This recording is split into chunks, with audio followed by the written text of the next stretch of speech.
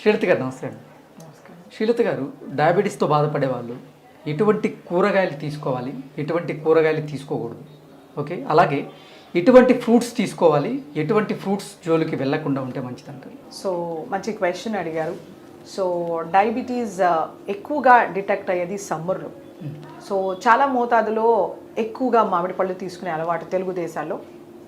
So 5 kgs 10 kgs కొనుక్కోవడం లేదా గంపల్లో వచ్చేయడం, మన ఫామ్ హౌస్లో ప్రొడ్యూస్ అయింది ఎక్కువ మోతాదులో తిన్నప్పుడు మనకి డయాబెటీస్ అనేది కనబడుతుంది, అప్పుడు డిటెక్ట్ అవుతుంది అనమాట. ఎవ్రీ సమ్మర్స్ మనకి కొత్త కొత్త డయాబెటీస్ అనేది డిటెక్ట్ చేస్తూ ఉంటాం అనమాట. సో మనకి ఒకటి గుర్తుపెట్టుకోవాల్సింది ఏంటంటే, మనకి పళ్ళు, కూరగాయలు, ఆకుకూరలు అనేవి ప్రొటెక్టివ్ ఫుడ్స్ అంటారు. ఓకే, ఇవి మన శరీరానికి కావాల్సిన వైటమిన్స్, మినరల్స్, ఫ్యాటీ ఫైబర్ని, తర్వాత యాంటీ ఆక్సిడెంట్స్ని ఇస్తాయి అన్నమాట. సో ఇవి మన శరీరానికి డిజీజ్ ఫైటింగ్ కెపాసిటీ, ఇమ్యూన్ సిస్టమ్ని బిల్డప్ చేయడానికి చాలా మంచిది.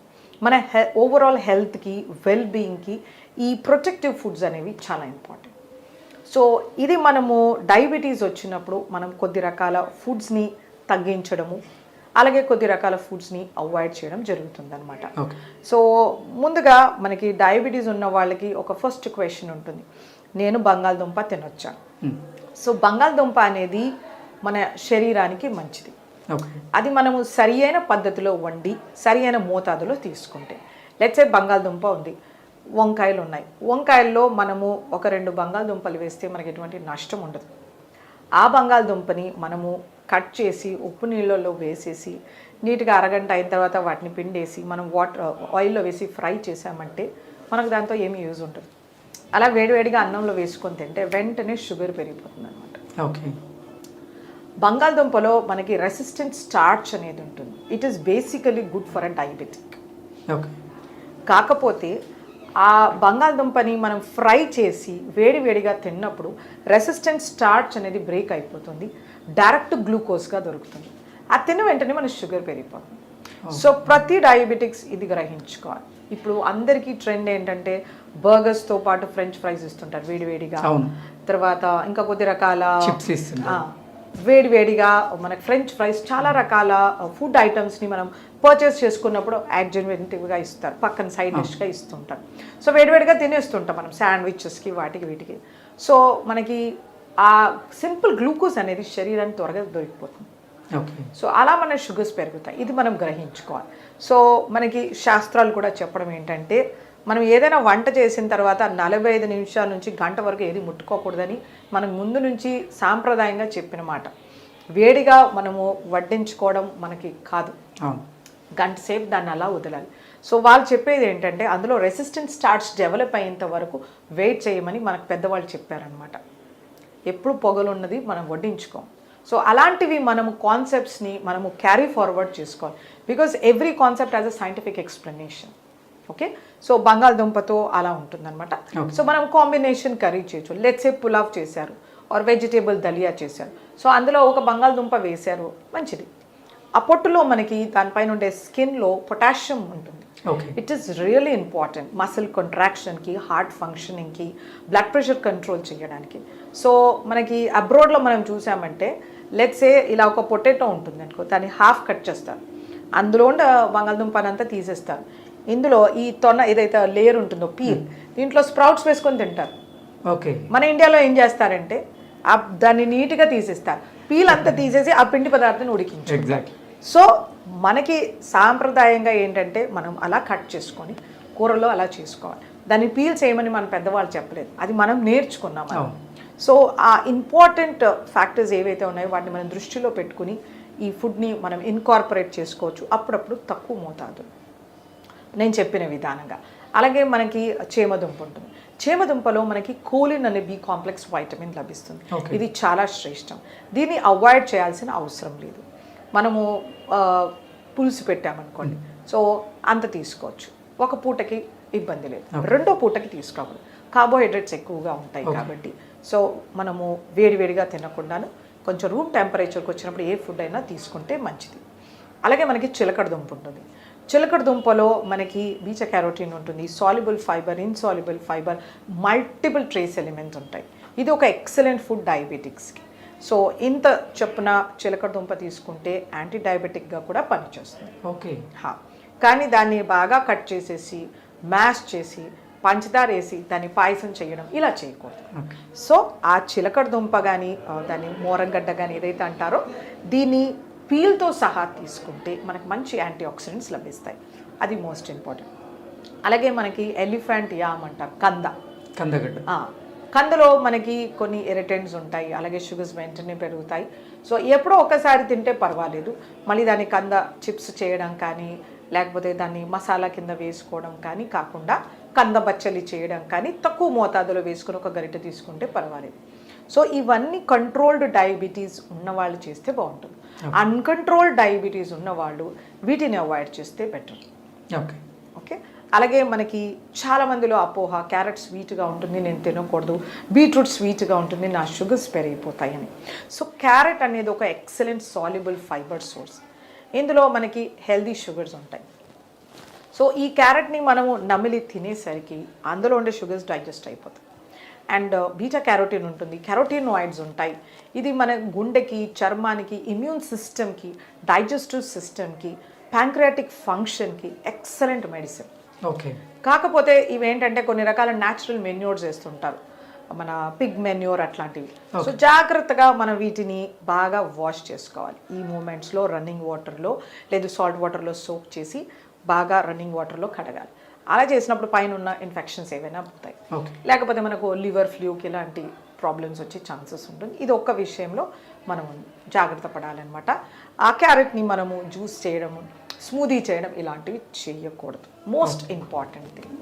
చాలా health care specialist, I don't say dietitians, వాళ్ళు స్మూదీస్ తీసుకోవాలని చెప్తుంటారు. That's a very bad thing. మీరు ఇన్స్టాగ్రామ్లో కానీ యూట్యూబ్లో కానీ చూడండి, ఏదైనా ఫుడ్ని మనం క్రష్ చేసి మ్యాష్ చేసి తీసుకుంటే వెంటనే షుగర్స్ పెరుగుతాయి. ఎగ్జాక్ట్. ఎందుకంటే గట్లో లిక్విడ్స్ అనేది 1 అవర్లో అబ్జార్బ్ అయిపోతుంది. So that's a very bad way of eating. పళ్ళు దేవుడు ఇచ్చాడు, మనం బాగా చేసి తీసుకుంటే అందులో ఉన్న క్యాలరీస్ ఖర్చు అయిపోతాయి. They become a 0 calorie food or a negative calorie food with loads of nutrients. అది మనం దృష్టిలో పెట్టుకోవాలి. అలాగే బీట్రూట్లో కూడా మనకి మంచి వైటమిన్స్, మినరల్స్, యాంటీ ఆక్సిడెంట్స్ ఉంటాయి. వీటిలో యాంథోసియానిన్స్ అనే పిగ్మెంట్స్ ఉంటాయి. ఇవి కూడా మన ప్యాంక్రియాస్కి చాలా మేలు చేస్తాయి.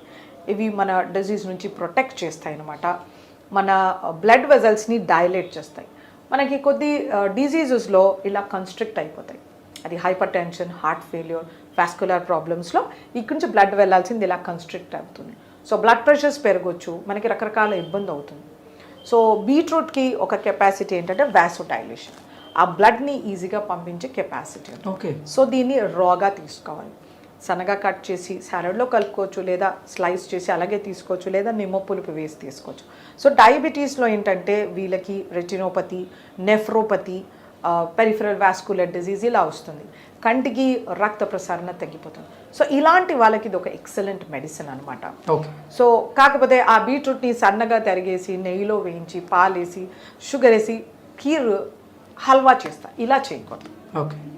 కావాలంటే బీట్రూట్ని పెద్ద ముక్కలుగా కట్ చేసి బాయిల్ చేసి సీజన్ చేసి దాన్ని తీసుకోవచ్చు, లేదా ఫ్రెష్ వెజిటేబుల్ సాలడ్గా తీసుకోవచ్చు. సో కనీసం అంత బీట్రూట్ కానీ అంత క్యారెట్ తీసుకుంటే డయాబెటిక్స్కి ఎటువంటి నష్టం ఉండదు కనుక హెల్త్ బెనిఫిట్స్ కూడా చాలా ఉంటాయి అన్నమాట.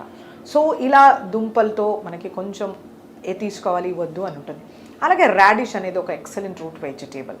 ఇదంతా వాటర్ ఉంటుంది, antioxidants, vitamins, minerals. So diabetics హ్యాపీగా తీసుకోవచ్చు. అలాగే మనకి నూల్ కాల్ అని ఉంటుంది, దాన్ని షల్జమ్ అంటారు, ఘాట్ గోబీ, ఇలాంటివి టర్నిప్స్ కానీ ఇవన్నీ వాటర్ రూట్ వెజిటేబుల్. సో వీటికన్నిటికీ మంచి anti oxidant properties. So diabetics ఇవన్నీ సేఫ్గా తీసుకోవచ్చు అనమాట. సో ఇలా మనము కూరగాయలు ప్రతి ఒక్క దానికి ఒక సిగ్నిఫికెన్స్ ఉంటుంది. ప్రతిరోజు అరకిలో కూరగాయ తీసుకోవాల్సిందే. ఓకే. సో సాలడ్స్ కాకుండా వండిన కూర అరకిలో ఉండాలి, సాలడ్స్ ఒక అరకిలో ఉండాలి. ఇలా చూసుకుంటే మన డయాబెటిక్స్ చాలా కంట్రోల్లో ఉంటుంది.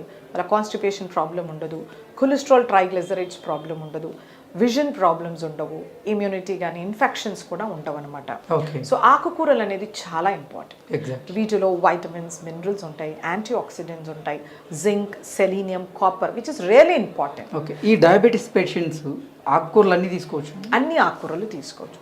డయాబెటీస్లో ఆకుకూరకి కాంట్రా ఇండికేషన్ ఉండదు. వాళ్ళకి నేను ఇంతకుముందు చెప్పినట్టు రెటినోపతి రావచ్చు, అలాగే స్కిన్ ఇన్ఫెక్షన్స్ వస్తూ ఉంటాయి అన్నమాట. సో ఇవన్నీ మనం కాంబ్యాక్ చేయాలంటే ప్రతిరోజు ఆకుకూర ఉండాలి. మనకి ట్రెడిషనల్ మీల్ చూసుకుంటే కనుక మనకి పుదీనా పచ్చడి కానీ, కొత్తిమీర, గోంగూర ఇవి ఖచ్చితంగా మన ప్లేట్లో ఉంటాయి. సో దానికి కారణం ఉంది, మనం అవన్నీ మిస్ చేసేసాం. మనం కెచప్, సాసెస్, చీజ్తో రీప్లేస్ చేసాం. సో మనం we step back to our traditional food. మన పెద్దవాళ్ళు తిన్నట్టుగా మనం తీసుకుంటే మనకు డయాబెటీస్ ఉండదు. సో ఇవి చాలా మంచి ప్రాపర్టీస్ ఉంటాయి. వీటిలో ఐరన్ కంటెంట్ ఎక్కువ, ఫైబర్ చాలా బాగుంటుంది, anti oxidant, zinc, selenium, manganese, magnesium ఎక్సలెంట్గా ఉంటాయి. మనకు కూరగాయల్లో దొరకనివి 30-50 ఫోల్డ్స్, అంటే 50 ఇందులో ఎక్కువగా దొరుకుతుంది ఈ ఆకుకూరల్లో న్యూట్రిషన్.